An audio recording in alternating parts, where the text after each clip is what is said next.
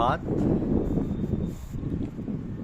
भक्त, सद्गुरु और ईश्वर। यह हमारी आज की आध्यात्मिक चर्चा का विषय, भक्त, सद्गुरु और ईश्वर। विश्व के प्राय अधिकांश व्यक्ति किसी न किसी रूप में भक्ति कर रहे हैं। हिंदू मंदिर में पूजा आरती करता है, तीर्थ यात्रा करता है, यज्ञ हवन आदि के द्वारा भक्ति करता है। मुसलमान नमाज पढ़कर, हज करके अल्लाह को याद करते हैं। सिख गुरुद्वारे में गुरु ग्रंथ साहब का पाठ करते हैं। ईसाई गिरजे में जाकर पवित्र बाइबल पढ़ते सुनते हैं। इसी प्रकार अन्य धर्मियों के अनुयायी भी किसी न किसी ढंग से अपनी मान्यताओं प्रथाओं के अनुसार ईश्वर की भक्ति करते हैं। वास्तव में भक्ति एक संबंध है, एक नाता है भक्त और भगवान के बीच में। प्रत्येक मानव जानता है कि संबंध स्थापित करने के लिए दो व्यक्तियों की आवश्यकता होती है। भाई बहन, पति पत्नी, माँ बेटा, पिता पुत्र आदि सभी संबंधों के लिए कम से कम दो व्यक्तियों का होना आवश्यक है। इसी प्रकार भक्ति के लिए भी दो भक्त और भगवान का होना अनिवार्य है। अब इसके लिए सर्वप्रथम जानकारी अथवा परिचय होना आवश्यक है। यानी जाने बिन न होई प्रतीति, बिन प्रतीति होई न प्रीति, प्रीति बिना नहीं भक्ति दृढ़ाई, जिम खगेश जल के चिकनाई। तो परिचय के बिना संबंध का स्थापित होना कठिन ही नहीं बल्कि असंभव है। यदि किसी व्यक्ति के विषय में पढ़ सुनकर पूर्ण जानकारी भी प्राप्त कर ली जाए तब भी उसके साथ संबंध स्थापित नहीं हो जाता।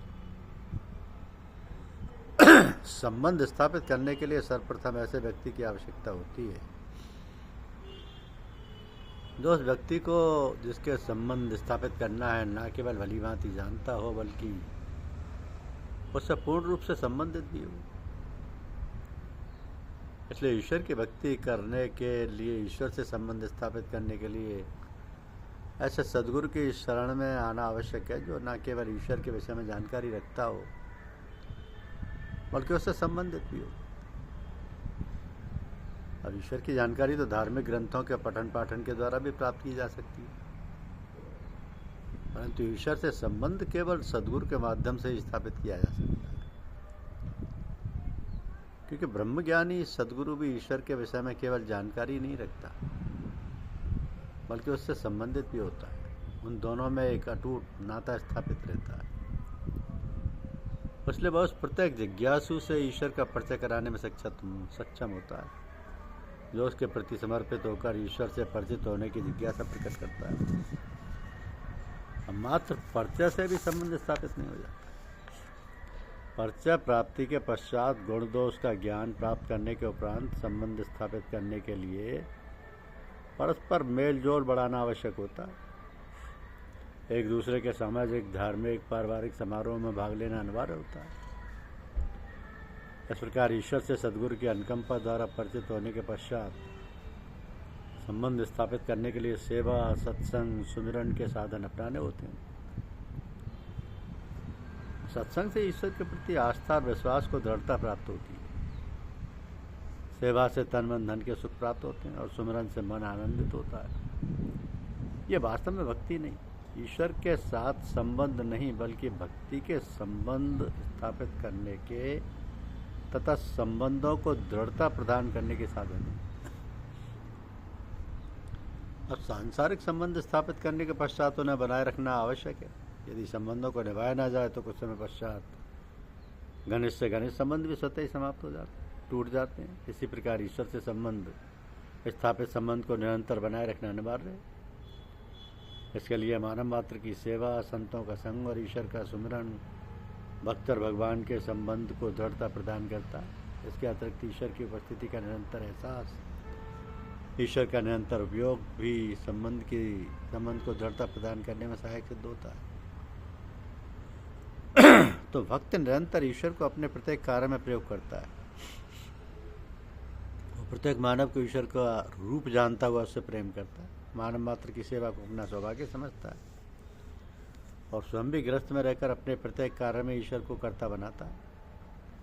और दुकानदार भक्त दुकान पर जाकर प्रार्थना करता है कि हे प्रभु, तेरी दी हुई दुकान पर तेरी आज्ञा अनुसार आ गया हूँ, अब ग्राहक तुझे भेजने। इस प्रकार भक्त और भगवान के बीच दुकानदार और ग्राहक का संबंध स्थापित हो जाता है। तो जब भक्त किसी उधेड़बन में होता है और ये समझ नहीं पाता है कि उसे क्या करना चाहिए और क्या नहीं करना चाहिए, तो वह ईश्वर के प्रति पूर्ण रूप से समर्पित हो जाता है। ऐसी स्थिति में ईश्वर उसके लिए एक मार्गदर्शक का कार्य करता है। इस प्रकार भक्त अपने प्रत्येक कार्य में सुख दुख में ईश्वर का एहसास करता हुआ, ईश्वर का प्रयोग करता हुआ उससे निरंतर संबंध बनाए रखता है। यही भक्त की भक्ति है जो उसे हर समय आनंदित रखती है, चिंता मुक्त रखती है। ऐसा संबंध तभी स्थापित हो सकता है जब मानव पूर्ण व सच्चे सद्गुरु के प्रति समर्पित होकर ब्रह्म ज्ञान प्राप्त करके ईश्वर से परिचित हो जाता है। अतः मानव को न केवल एक आनंदमय जीवन जीने का ढंग प्राप्त हो जाता है, बल्कि उसकी आत्मा एक योनि से दूसरी और दूसरी से तीसरी में जाने से बच जाती है। धन्यवाद। YouTube चैनल को लाइक और सब्सक्राइब अवश्य कीजिए।